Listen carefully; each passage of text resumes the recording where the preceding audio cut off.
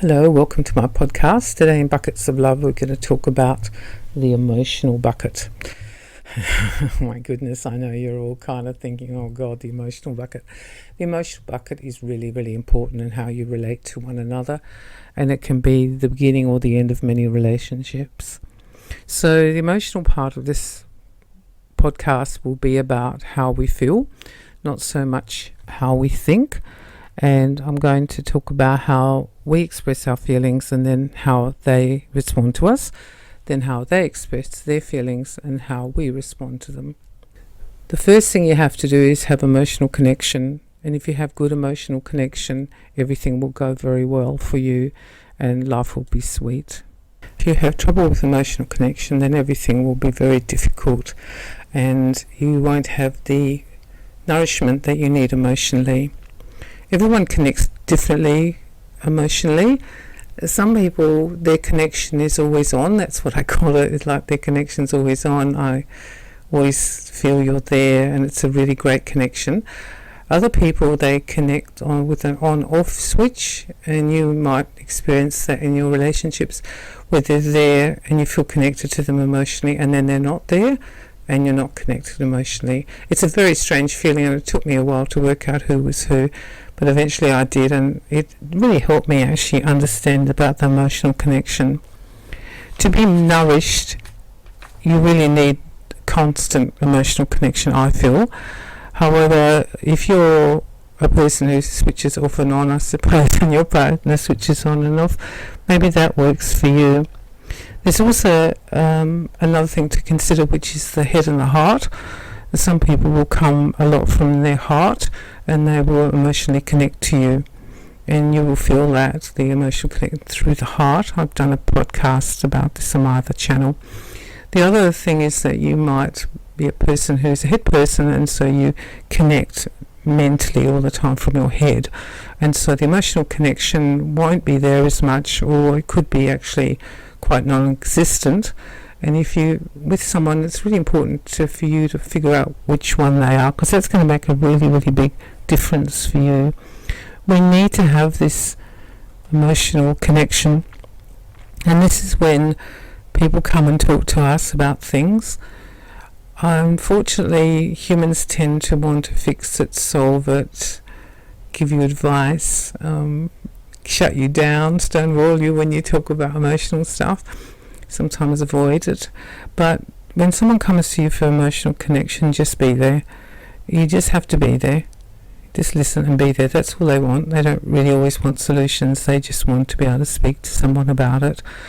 If you want to give advice, you can ask them if they want advice, and you can give it to them. And that's what you have to understand with your partner, because if they're coming to you for emotional connection, they might not be coming for advice. They just want you to listen to how they feel and relate to how they feel, and that's going to help you a lot when you're in your relationship now, because I think when we're expressing ourselves, how someone responds to us makes the connection strong or weak.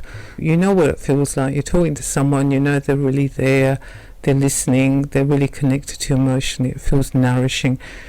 You're talking to somebody else, you know you're talking to the wall, you know they're thinking about the grocery list and their eyes are wandering, and they're thinking about maybe they need to mow the lawn this afternoon and they're not there, and you can feel that when they're there and not there. It's very encompassing, and emotional connection is very important in your relationship, and you need to work on this. If you have a person with an on-off switch, you might need to talk about that. A solution is that you ask them to switch on. Emotionally connecting, you be switched on now, and then when we finish, go and switch off. It's okay, but I need you to actually be switched on when you're with me, and that gives quality time. That quality emotional bucket is nourished. The other one is emotional intimacy, and it's not quite the same. Emotional intimacy allows us to go in and be very close with somebody and tell them how we really, really feel, without all the social niceties and covering it up, or making it sugar sweet. We tell them actually how we feel, and when we are emotionally intimate with someone, we usually are very vulnerable, And this is a time when we need to trust the person. If you've got a strong relationship with someone, you can actually be emotionally intimate with them and tell them, and they will really be able to listen to you and actually keep your secrets too. You won't find it on Facebook somewhere. It's important in your relationship that we're talking about in the buckets of love, that you do have this emotional intimacy where you can really be yourself and say how you really feel, and that everything you say is valid. Every emotion is valid, whether you're angry or resentful or bitter, or you're telling them you're ridiculously scared or have shocking anxiety, and they're all valid and they're not judged. And that's the important thing, that you're not judged when you're doing this. This part's kind of important, not to be judged.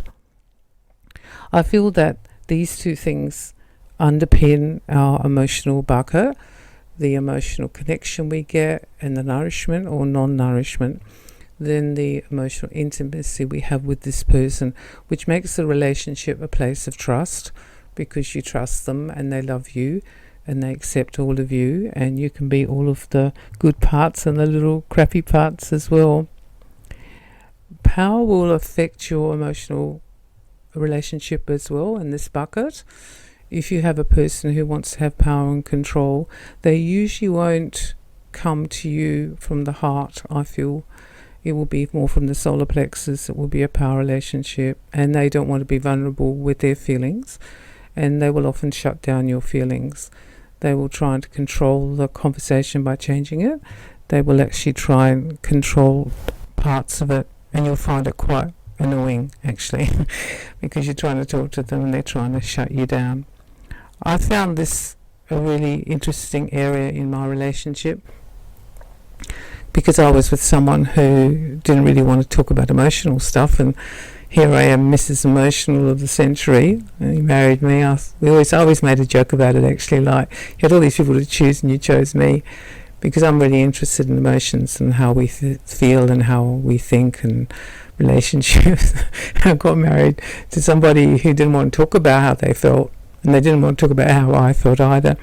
So you might have problems too in your relationship with a person.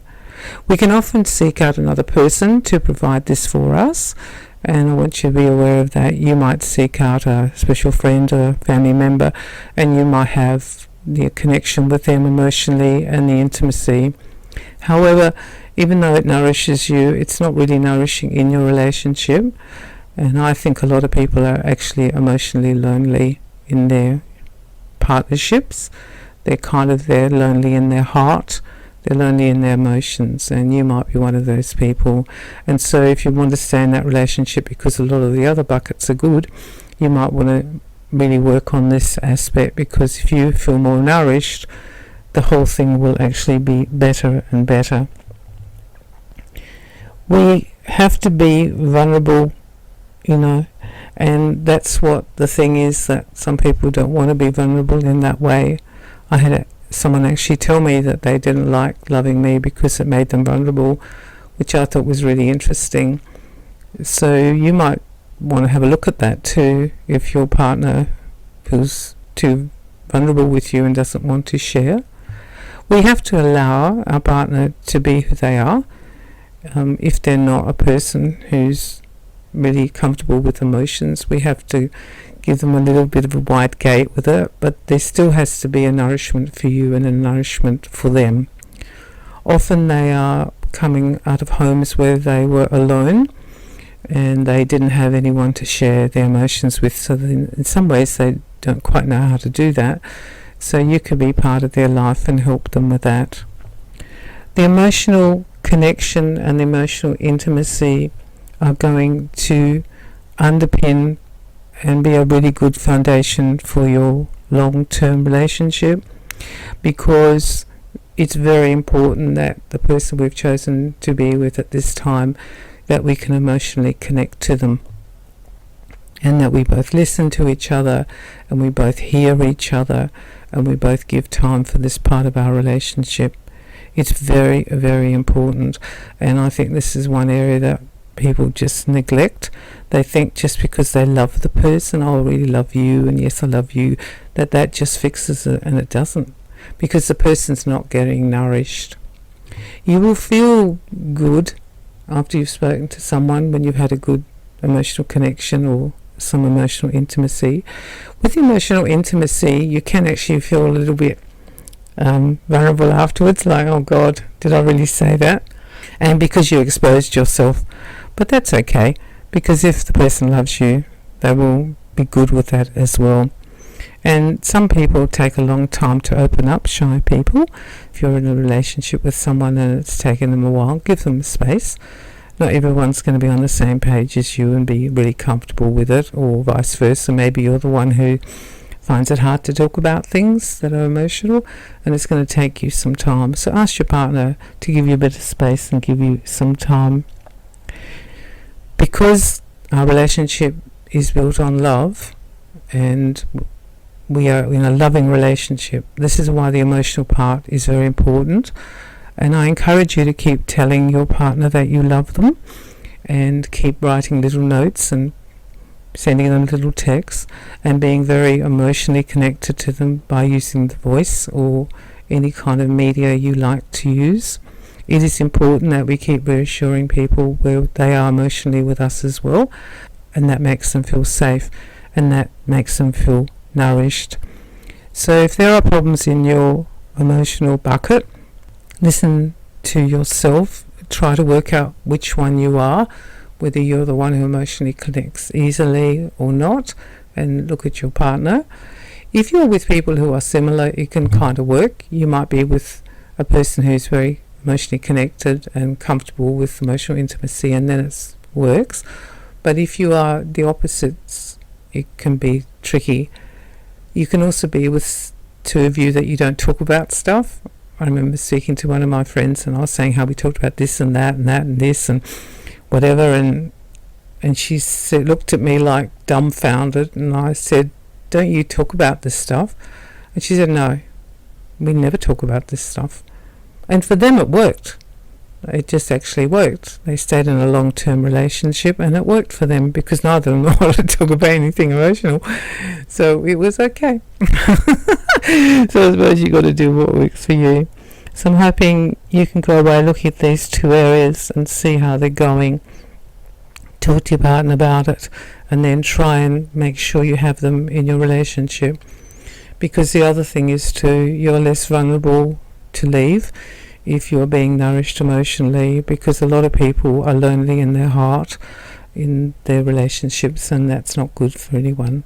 So I'm wishing you well, and thanks for listening.